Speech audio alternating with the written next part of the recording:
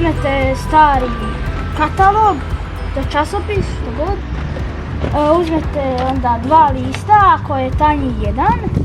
Prvo presavijete jedan veliki trokut, onda jedan mali i tako ponovo.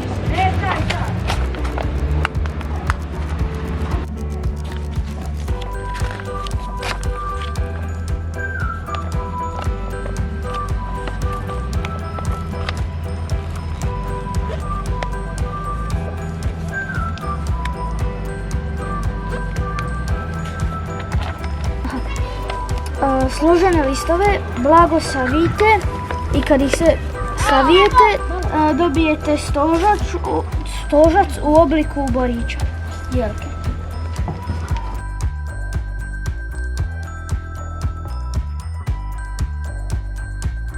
Možete ga ukrasiti i obojati.